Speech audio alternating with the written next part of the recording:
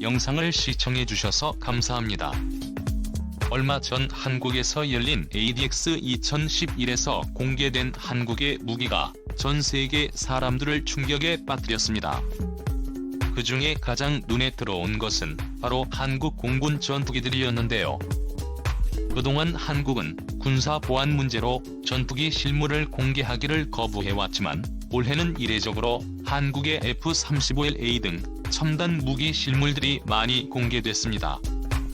특히 사람들의 눈을 사로잡은 것은 바로 F-35와 F-15K 그리고 F-60 등의 공군기들이 도심 상공을 저공 편대 비행하며 하늘을 수놓은 것이었습니다. 중국은 꽤나 충격을 받았는지 이를 대대적으로 방송하며 경계에 눈초리를 보내는데요. 그러면서 중국 매체는 한국 공군이 일본 자위대의 공군력을 넘어섰다고 말해 중국인뿐만 아니라 일본까지도 패닉 상태로 만들었습니다. 중국 매체는 몇 가지 이유를 들며 한국 공군이 왜 일본 자위대의 공군력을 뛰어넘었는지 설명했는데 그 설명이 꽤나 논리적이어서 눈길을 끌었습니다. 그 이유를 자세히 알아보겠습니다. 역대 최대 규모로 열렸다고 해도 과언이 아닌 서울 레이디에스 항공우주방산무역 전시회는 코로나19 시국임에도 불구하고 성공적으로 마쳤습니다. 28개국의 440개의 방산기업이 참가한 이번 레이디엑스 전시회는 130억 달러의 수주 상담을 달성하며 역대 최대 성과를 냈는데요. 여러 볼거리와 체험의 장을 제공한 LEDX 전시회에서 4년 임기가 가장 높았던 것은 바로 한국 주력 공군기들의 서울 도심 저공 편대 비행이었습니다. E-737P사의 공중조기경보통 제기 아프간에서 활약한 KC-330 시그너스 공중급유기를 앞세워 F-35의 F-15KK의 86FA의 50 등이 뒤를 따르며 우리 군주력 전투기들의 난감한 모습이 담겼습니다. 특히 이번 시범 시행이 더욱 의미가 있었던 것은 말로만 듣던 F-35가 약 3년 7개월 만에 처음으로 공식 석상에서 시민들 앞에 공개된 것인데요. 그동안은 최첨단 무기이기에 한국 공군이 공개를 자제해왔지만 이번에 그 실체가 공개된 것입니다. 중국은 압도적인 한국 공군의 시범 비행을 대대적으로 방송에 내보냈는데 중국인들은 자신들이 상상했던 한국이 아니었기에 꽤나 충격을 받았습니다. 영상에서는 일반 시민이 촬영한 듯한 영상을 인용하였는데 한눈에 봐도 머리에 닿을 듯한 높이로 저공 비행을 선보이며 고층 건물들 위를 아슬아슬하게 넘어가는 고도의 비행 기술을 선보였습니다. 이에 중국 방송은 한국이 미국에서 수입한 15세대 전투기 이외에도 한국은 여전히 적극적으로 국산 스텔스 전투기 F-21의 개발을 추진하였다고 말하며 항공 강국으로 거듭나고 있다고 덧붙였습니다. 그러면서 중국은 한국의 공군력이 이미 일본 자위대의 공군력을 앞섰다고 말했습니다. 한중국의 군사 매체는 한국과 일본의 주력 전투기를 비교했을 때 누가 더 우위에 있나? 결과는 예상 밖일 수 있다라는 제목의 글을 게재했는데요. 매체는 한국과 일본이 미국의 동맹으로 있기 때문에 서로 간이 전쟁은 하지 않지만 미국만 빼고 볼 때 한일 관계에서 둘의 사이가 좋지 않아 아슬아슬한 줄타기를 하는 중이라고 말했으며 언제 어디서 교전이 일어나도 이상할 것이 없다고 지적하고 있습니다. 만약 교전이 벌어진다면 한국과 일본이 미국으로부터 들여온 전투기로 싸우게 될 텐데 그 규모가 심해서 서로 차이를 보이고 있다고 말하고 있는데요. 무기의 규모로 본다면 한국 공군이 40대의 F-30을 보유하고 있고 일본 항공자위대가 147대의 F-35를 보유할 예정이어서 일본이 계획대로 F-35를 이상 없이 구매한다면 일본이 규모에서 앞서는 것이 사실입니다. 현존 최강이라고 불리는 5세대 전투기를 일본이 더 많이 보유하고 있음에도 불구하고 매체는 아이러니하게도 한국에 몇 가지 이유를 들며 한국 공군의 손을 들어줬습니다. 제일 먼저 F-35의 효율성 문제가 거론됐는데요. 중국 매체는 미 하원 아담 스미스 군사위원장이 지적한 F-35의 문제점을 인용해 이유를 설명했습니다. 첫 번째로 F-35는 1990년대의 F-16의 FA-18-20과 F-117을 대체하기 위한 다목적 전투기로 개발하였으나 스텔스 효과 이후에는 기존 전투기와 별 차이가 없다고 말했는데 오히려 중무장이 가능한 F-15가 작전 효율성이 더 우수하다는 평가가 있다고 설명했는데요.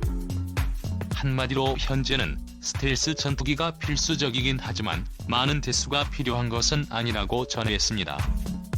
그러면서 양국의 F-15 기종을 비교했는데 일본의 F-15J와 F-15DJ는 모두 미국의 F-15C와 F-15를 기반으로 개발됐다고 말하고 있습니다. 반면 한국의 F-15K에는 F-15를 기반으로 개량되는데 이는 F-15J가 F-15를 기반으로 개량된 것을 생각하면 F-15K가 F-15J보다 한 단계 더 진보한 기종이라고 중국 매체는 험하고 있습니다. 이는 최근 미공군의 전술 교리를 보면 쉽게 파악할 수 있는데요. 미공군의 새로운 전술 교리에 따르면 같은 기종끼리 편대를 이루어 작전을 펼치는 것이 아니라 F-35와 F-15X가 편대를 이루는 것으로 바뀌었습니다. 우선 F-35개가 먼저 앞장서서 뛰어난 스텔스 성능으로 적진 깊숙이 들어가 적표적을 아군에게 보내면 미사일 캐리어라고도 불리는 F-15X가 멀리서 엄청난 화력으로 적을 초토화시키는 전술입니다. 한마디로 F-35 스텔스 전투기는 보조적 역할이고 실질적으로는 F-15를 이용한 화력전이라는 것인데요. 최근에 의해 셰일레이드의 발달로 스텔스 전투기도 추적할 수 있기 때문에 일각에서는 화력이 약한 스텔스 전투기에 무용론까지 제기되고 있고 실제로 미공군은 F-22 랩터와 F-35를 조기에 퇴역시킬 것이라고 발표하였습니다. 이에 중국 매체는 F-15K가 F-15J보다 훨씬 성능이 뛰어나기 때문에 최근 공군기 운용 동향을 볼 때 한국이 좀 더 최신 트렌드에 가깝다고 판단하고 있습니다. 중국 매체는 한국과 일본이 미국에서 도입한 F-35 스텔스 전투기의 성능에 대해서도 같은 기종 같지만 다르다고 지적하고 있습니다. 한국의 F-35는 전량 미국에서 생산된 제품으로 미국 공군이 쓰고 있는 것과 거의 동일한 기체입니다. 반면 일본이 F-35는 초기 4대를 제외한 기체 대부분이 미쓰비시 중공업에서 면허 생산한 것들인데요. 이들은 5세대 전투기를 일본 내에서 생산한다며 대단한 자부심을 드러냈지만 도입 비용이 더 증가했고 미국보다 전투기 생산 기술이 떨어져 불량률이 높습니다.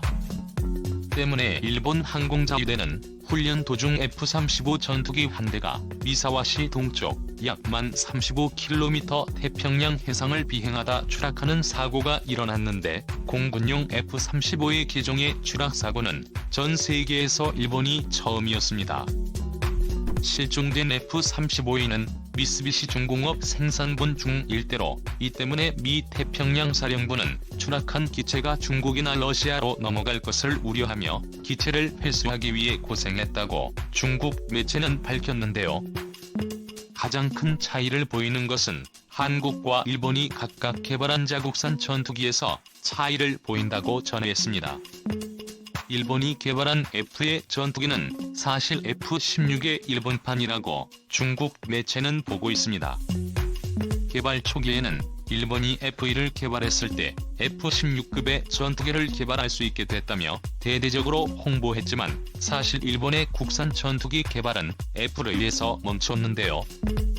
개발 초기에 너무 잘 만들었다고 생각했는지 일본은 F의 개량을 멈추고 그저 5세대 전투기 확보에 열을 올리게 됐습니다. 그 때문에 F-2 전투기는 F-16 기반으로 생산된 한국의 키 F-16보다도 떨어지는 성능을 보여줍니다. 반면 개발이 완료된 한국의 국산 전투기 F의 유은 성능 개량을 못해서 안달입니다. FA-50 개발에서 록히드 마틴이 기술 이전으로 도움을 줘 비공식적으로 FA 유입은 F-16보다 더 성능을 좋게 할 수 없다는 독소 조항이 있다고 전해지는데요. 때문에 쓸만한 전투기로 3세계 국가들에겐 인기가 좋았지만 선진국들이 도입하기에는 부족한 성능이었습니다. 그런데 최근 록히드 마틴이 F-16을 F-16V로 개량하면서 미들급 전투기 중 최강의 성능을 가지게 됐는데, 이로써 FA-50도 대폭 성능 개량이 가능해졌습니다. 현재 한국은 FA-유심을 블록 20으로 성능 개량을 준비하고 있으며 탑재 가능한 무장도 상상을 뛰어넘는데요. 영국 군사 전문 매체 제인스에 의하면 FA-유심은 300런 연료탱크 확장과 시계외 공격 능력이 향상될 것으로 예측됐는데, 거론된 무장으로는 AIMBC 만남은 물론 타우루스 K-비리 350개의 공대지 순항 미사일 전용 축소용 미사일이 거론되고 있습니다. 여기에 공중급유 능력까지 확보돼 단점이었던 짧은 채공 시간을 보완했습니다. 때문에 만약 한국의 F-10과 일본의 예비 전투기가 싸우게 된다면 FA-1이 승리할 것이라는 의견이 많은데요. 또한 FA-60을 실전을 통해 검증됐으며 앞으로 1000대 수출 기록을 눈앞에 두고 있습니다. 반면 일본의 V는 수출은커녕 일본에서도 애물단지로 전락했습니다.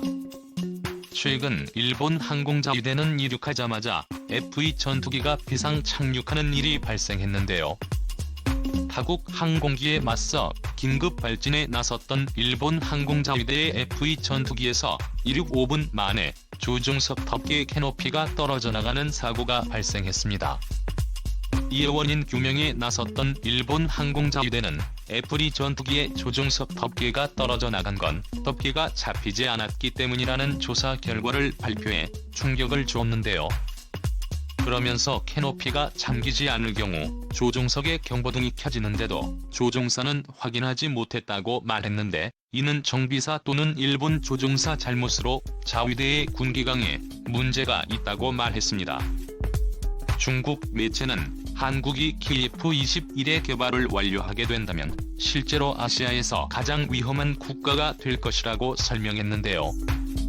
이는 제3국인 주 고기의 눈으로 비교한 것이기 때문에 객관적인 시각으로 한국이 일본의 공군력을 뛰어넘었다고 말할 수 있습니다. 최근 영국 글로벌 항공 매체 파리는 다시 나온 얼마 전 한국 공군이 세계 5위의 공군력을 보유한 것으로 평가했는데요. 앞으로 한국의 전투기들이 더 발전하는 모습을 기대하며 더 높은 순위에 한국의 이름이 있기를 바랍니다.